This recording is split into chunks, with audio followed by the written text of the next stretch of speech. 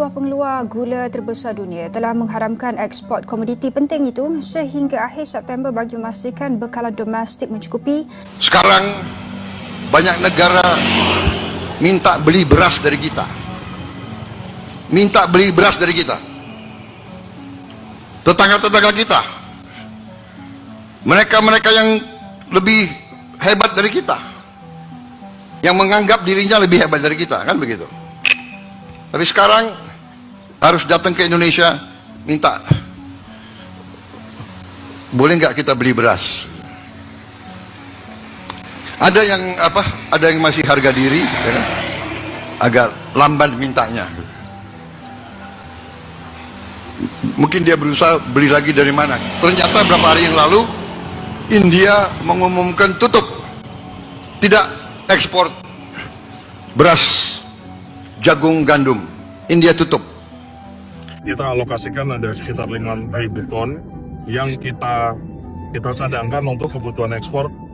Barat ada Malaysia, kemudian ada Papua New Guinea, terus ada juga ini kami dengar Timor Leste termasuk Aljazair juga rasanya ada kebutuhan, dan juga kita ingin ekspor konkret ke Arab Saudi misalnya.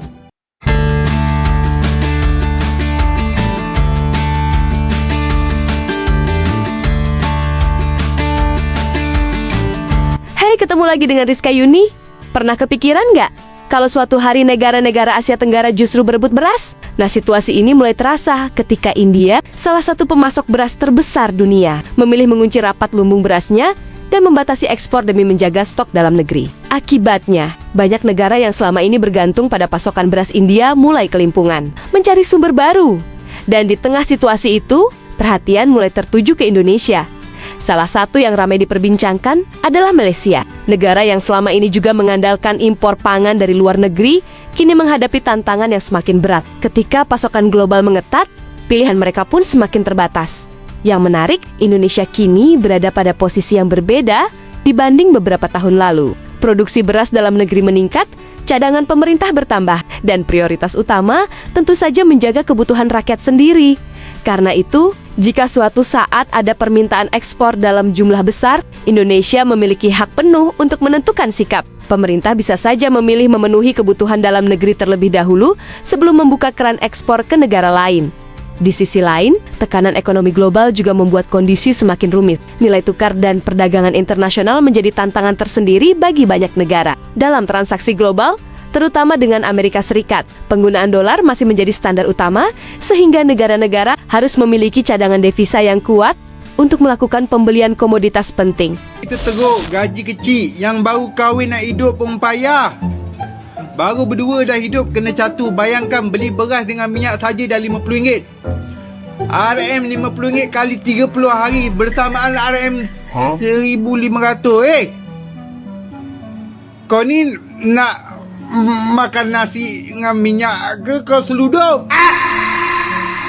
Anis. Baswedan, RM50,000 halal. RM50,000 yang Baswedan. Masya Allah. Halal rupiah, halal. 100 halal. Anis. Oh, Anis Rashid Baswedan. Allahu Akbar. Allahu Akbar. RM50,000 yang ganis. Kejap. Ringgit Malaysia tak laku di Thailand. Laporan ini dia merujuk kepada seorang pakar bedah kita yang pergi ke Phuket, Thailand bulan lepas. Sebab tu dia di Phuket, dia nak tukar duit. So dia pergilah ke money changer di sana. Tapi malangnya, money changer kat sana tak terima duit ringgit Malaysia.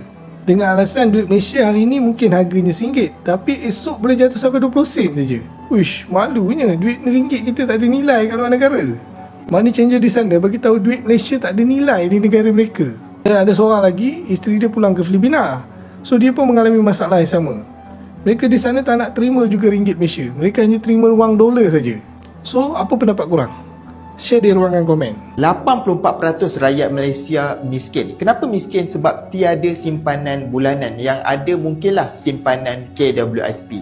Tiap-tiap bulan duit masuk, keluar, habis, licin. Kenapa jadi macam ni? Ialah sebab nak bayar kereta, nak bayar rumah, nak belanja makan, shopping sikit-sikit, tuk-tuk duit dah habis. Itulah kitaran majoriti kita rakyat di Malaysia ni. Lepas ni kita kena ubah cara kita berfikir. Bukan fikir macam mana nak survive sampai gaji seterusnya. Sebab sampai bila-bila pun gaji mesti tak cukup. Kita kena fikir macam mana cara nak tambah lagi pendapatan. Mungkin pada Sarawak kita bergaduh sama sendiri, tapi berbilion kita bagi pada Amerika. Saya tidak mesti. Perjanjian kita dengan Amerika ini, Amerika mengenakan syarat Petronas kena beli LNG, gas asli cair LNG.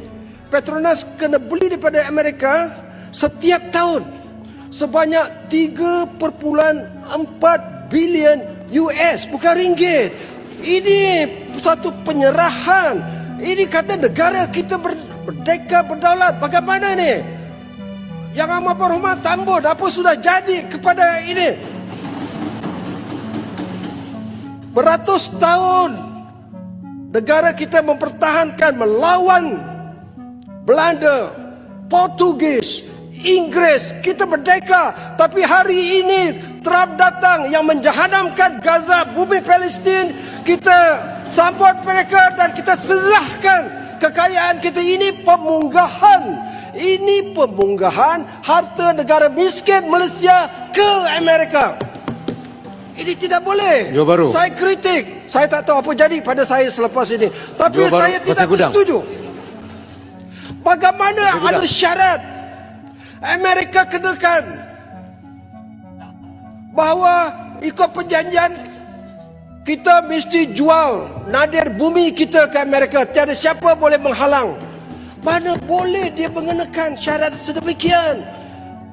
Ini yang perundang-perundang ini, menteri MITI ini, apa yang mereka runding ini?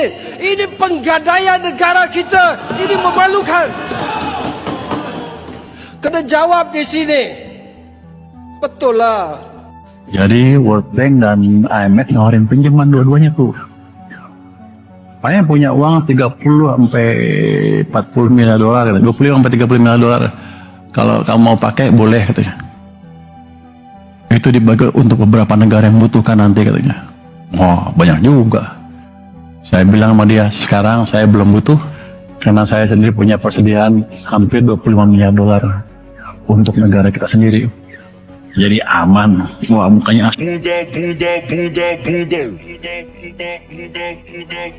BRICS. Saya masih ingat. Semua masyarakat Indonesia, netizen-netizen yang maha benar, menyatakan bahwa ngapain Indonesia butuh dolar? Bagus Pak Prabowo, ambil BRICS-nya, kami bangga dengan Anda. Anda tahu nggak? Dengan dia masuk ke BRICS itu, menciptakan awal terhadap apa yang terjadi sekarang. Ketika Anda dulu mengagung-agungkan beliau, sekarang Anda balik badan dan menghujat Pak Prabowo. Come on, right? Saya jabarkan satu-satu. Sekali lagi, saya bukan penjilat pemerintah, tapi saya mencoba membuka data, dan mari kita lihat sama-sama. Geopolitik ini, Indonesia mengambil langkah nyata menuju tatanan dunia baru, multipolar, setara, dan lebih berdaulat. Oke, BRICS platform ekonomi negara berkembang dengan pengaruh global yang makin kuat, di mana itu adalah geng orang-orang yang nggak suka sama Amerika. Basically begitu kan, mau bikin mata uang baru. Makna strategisnya di sini ada Rusia, kemitraan strategik, kemandirian geopolitik untuk kepentingan nasional. Didolarisasi, nih penyakitnya nih. Jadi, BRICS ini adalah kumpulan orang yang sama-sama mau ngebuang dolar di sini. Satu hari setelah dilantik, Pak Prabowo join kepada BRICS. Kemudian Prabowo tambah alutsista dari Prancis. Mertuanya ingin membeli barang dari Rusia, Sukhoi. Indonesia kurang belanjanya sama Amerika. Mari kita lihat apa saja yang sudah dibelanjain sama Pak Prabowo. Alutsista baru yang diserahkan, Rafale dari Prancis, Airbus 400 yang kemarin dipakai buat ngangkut mobil, ya kan? Ini dari Eropa jelas. Semua ini menunjukkan satu hal, ketahanan pangan bukan lagi sekadar urusan pertanian, tetapi sudah menjadi soal strategi nasional.